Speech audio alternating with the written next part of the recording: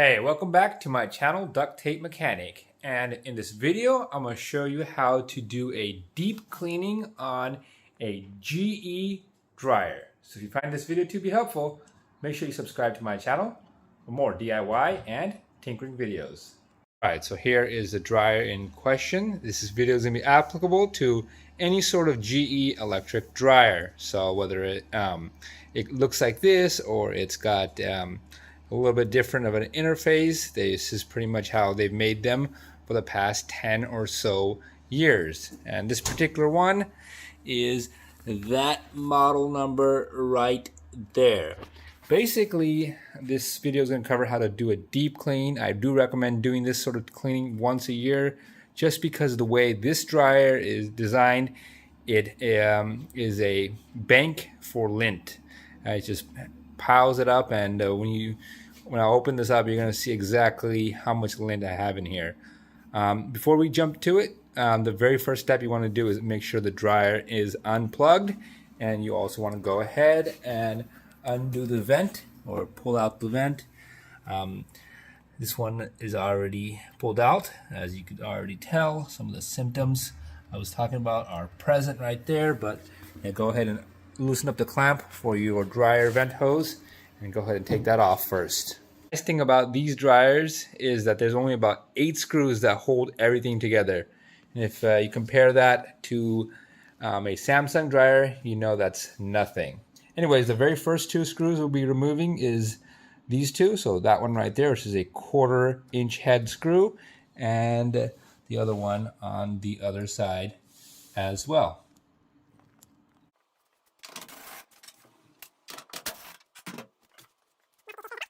With those 2 screws removed from the console right here, you're just going to grab it from both hands and just push towards the wall. Like that. And once you do that, you should be able to just flip it up and back. Once you've done that, you can go ahead and remove these 2 screws. So there's one right there, and the counterpart is on the other side right there. And those are Phillips head screws.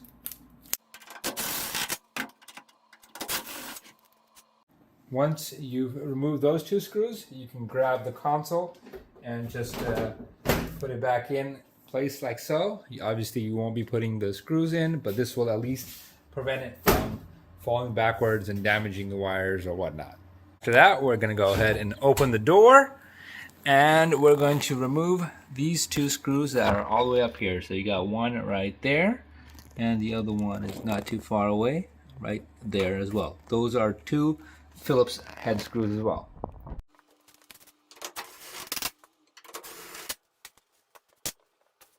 Once you do that, we can go ahead and lift up the top. We should be able to lift it up, and we're just going to be moving it back a little bit. It won't go back all the way because obviously it's got wires attached to the timer, so this is the furthest we need to move it. After that, we're going to be undoing these 2 1/4 inch head screws. So there's one right there and one right there. I guess they also have a Phillips slot to put in there as well. So 1/4 inch or Phillips for those screws.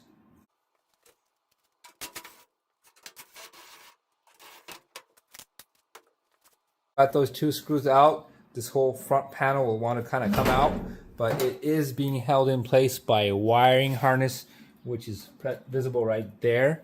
So you'll have to put this plastic piece kind of to the side in order to get to that wiring harness right there. It can be a little bit of a pain to undo this one right here, but it's pretty much the lid lock, or the door switch I should say.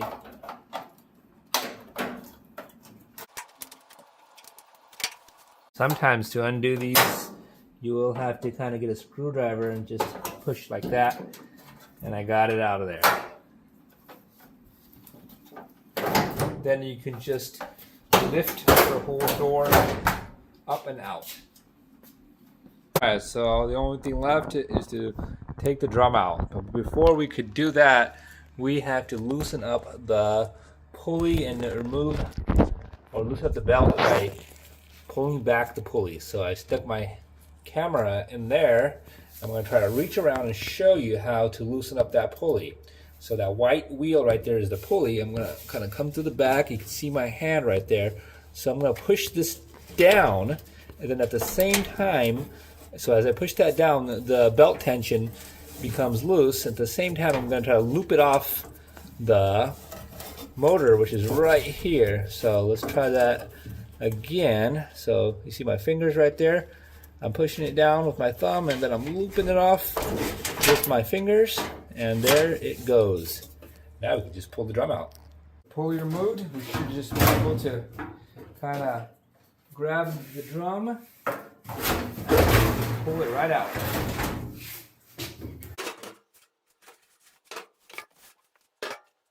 Right, so with the drum out, we get a good idea of all the lint buildup that's been going on in the dryer.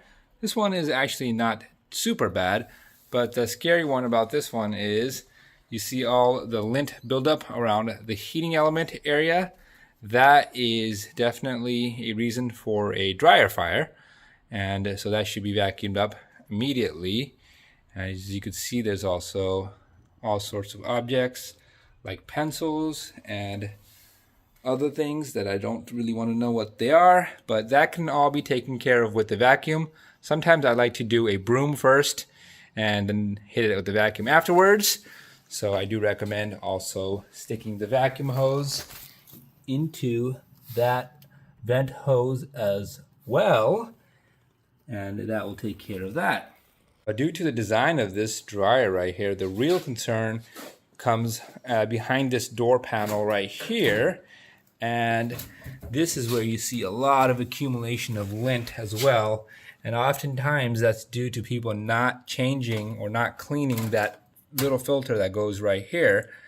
So that builds up right there, and the common symptom of that is that the dryer takes forever to dry. So if you're having that issue, you're just going to have to open up your dryer and most likely just clean out that portion right there. But it is a notorious point of buildup on these dryers just because this filter right here, or the trap I should say, is so small.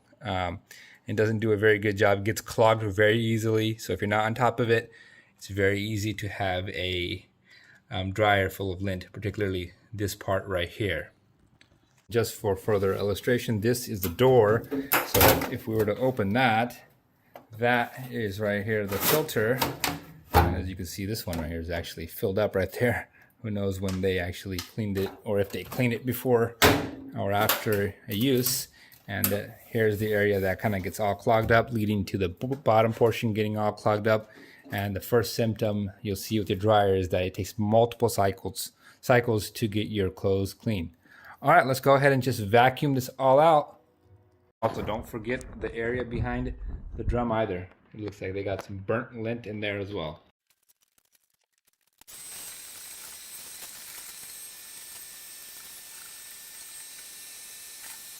Honeycomb part is really important that all of these pores are clean. So you may have to get a brush or just reach up there with your hand to get everything out of there. This is what I got. I was just hidden in this sort of honeycomb maze thing, but that's really important for airflow.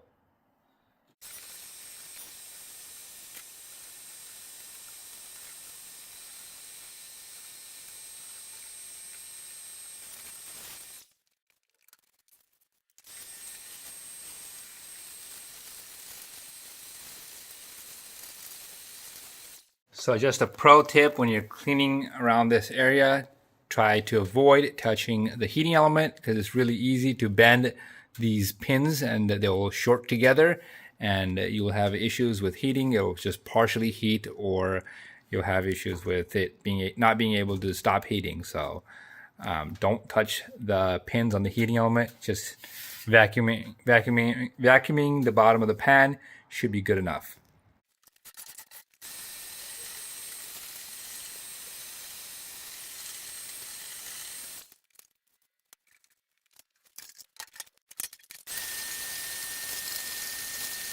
All right, so once we've got everything cleaned to a satisfactory level, we're gonna put everything back in. So the very first step is to put the drum into its correct spot.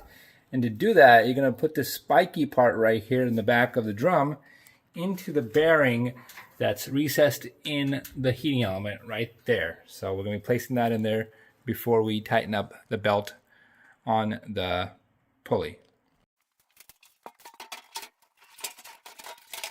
That when you're putting the drum back in, the belt stays on it the whole time. So just be careful not to get it snagged on anything in the bottom right here.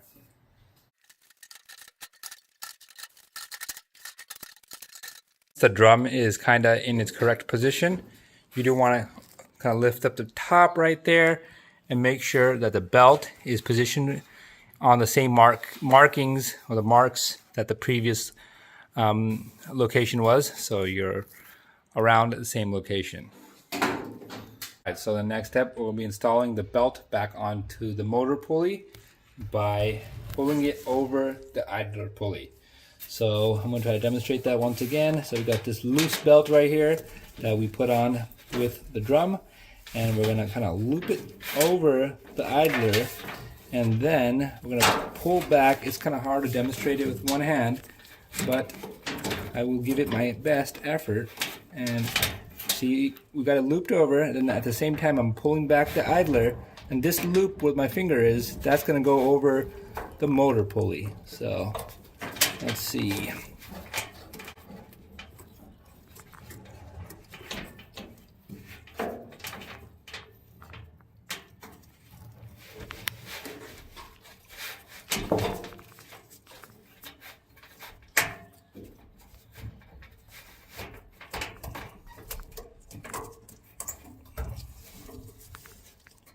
Just like that. That's how it should look like. So if you can take a picture of that, or if you can come back to the video and see if yours looks like that after the installation. If it does, you've done it correctly. All right, after that, we'll be reinstalling the front door over here. So the key to this is just to remember that the slots at the bottom of this door panel right here go into the little pronged legs of the bottom right here. So you're gonna put those slots onto those legs, and just like so. And then after that, we're gonna go ahead and hook up the lid lock mechanism, or the door lock, I should say. After that, we're gonna be doing the door switch. So we got the wire right here. Make sure just to go ahead and just pull this plastic piece back, and just plug it into the connector right there. And after that, we're gonna go ahead and put the top, lift up the drum and make sure that the drum sits on this bearing right here. Yes, this dryer has a bad bearing, but it's on order. I'm gonna make a video on how to replace it in one of my next videos, but I decided that, well, I clean out the dryers anyways, but this is a dryer I wanted to really show the deep cleaning on, so that's why I'm doing it while we wait for the part. But anyways, so you just kind of wanna lift up like so and make sure it's on the bearing right there, and then line up the slots right here, and you'll know they're lined up when the holes are lined up. All of the slots are kind of lined up. You'll see that the holes line up as well. And after that, go ahead and put those 2 1/4-inch screws back on.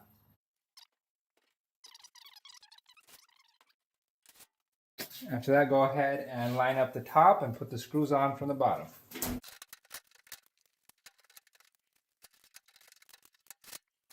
Then you can once again go ahead and kind of push up the console and flip it over. After the console's flipped up, you can go ahead and put those screws back in. You can put the console back on. The easiest way to do it is to go ahead and just put the feet in first and then push it forward. And then there's 2 screws in the back that you need to put in. Those were those long 1/4-inch screws.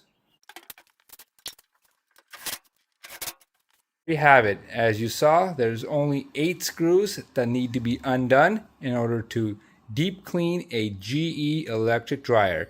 I recommend doing this sort of deep cleaning once a year, as it will not only increase the efficiency of your dryer, but it could also potentially prevent a dryer fire. So if you found this video to be helpful, make sure you hit the thumbs up sign.